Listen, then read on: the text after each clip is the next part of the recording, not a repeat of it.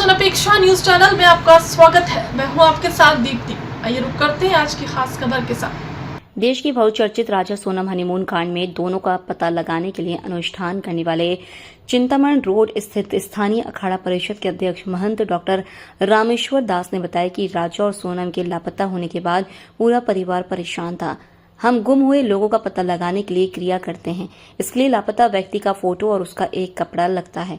28 मई को राजा के परिवार से अभिषेक नामक युवक राजा और सोनम का फोटो और राजा के कपड़े लेकर आश्रम आया और पूरा घटनाक्रम बताया। इसके बाद मैंने राजा और सोनम को खोजने के लिए तंत्र अनुष्ठान शुरू किया था, जिसमें राजा के कपड़े और एक मंत्र लिखी पर्ची को गोबर में लपेट कर गाड़ दिया गया था। इसके बाद मैंने परिवार को बता दिया था कि अगले 5 दिनों के अंदर खबर मिल जाएगी और हुआ भी ऐसा ही। मेरे द्वारा अनुष्ठान करने के 5 दिन के अंदर यानी 2 जून को राजा की खबर उसके परिवार को मिल गई थी। अब राजा की लाश मिलने के बाद सोनम भी आ गई है। उनके कपड़े और फोटो किसी के हाथ नहीं लगे, इसलिए इन्हें शिप्रा में प्रवाहित कर दिया गया है। चल रहा है। राजा के परिजन आपके पास आए थे, क्या वजह थी? भाई राजा के परिवार, उनका जो परिवार का जो है अभिषेक नामक बालक आया था, उसको कहीं पता लगा कि भाई मेरे भाई और भाभी चली गए, उनका कोई पता नहीं लग रहा है। तो किसी ने बताया होगा, हमारे बारे में जानकारी दी होगी, तो उसका फ़ोन आया था। तो हमने उसको बताया कि भाई उनका कोई कपड़ा हो और फ़ोटो लेके आ जाओ, तो हम आपको ऐसी व्यवस्था कर देंगे कि वो मिल जाएंगे। तो वो यहाँ पर 28 तारीख को मेरे पास आए थे, सब सामान लेके, उसके फ़ोटो, उसका वस्त्र और जो भी हमें क्रिया करनी वो करके उसको वो सामान दे दिया कि इसको गाय के गोबर से लीप के उसके ऊपर आधा कुंटल करीब वज़न रखना और सुबह शाम उसकी अगरबत्ती लगाना, तो वो बहुत जल्दी व्यक्ति आ जाएगा।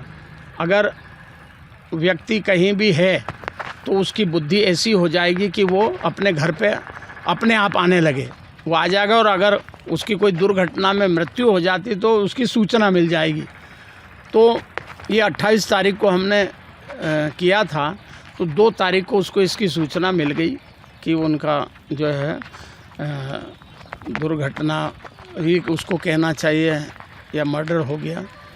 तो वो उनकी सूचना आने के बाद में फिर ये जो सामान दिया था वो वापस हमारे को दे गए, बुलवाया था। क्योंकि वो सामान अगर उनके घर में रहे, अगर उसे पत्थर से निकाल लेते हैं तो कहीं भी किसी को नुकसान हो सकता है। तो उसको हमने कल जो है उनका फ़ोटो और वो वस्त्र और सब ये गऊ घाट के ऊपर शिप्रा जी में प्रवाहित कर दिया। तो ये जो तांत्रिक विद्या है, इससे जो भी कोई आदमी बाहर अगर चला जाता है तो उसका बहुत जल्दी सूचना मिल जाती है। और 5 दिन में अगर उसकी सूचना नहीं मिलती है तो उसके ऊपर हम थोड़ा 25 किलो और वज़न बढ़ाते हैं। और अगर 5 दिन में फिर भी नहीं आए तो 1 कुंटल तक वज़न करते हैं। जब 1 कुंटल वज़न किया तो वो कहीं से भी आदमी आ जाएगा।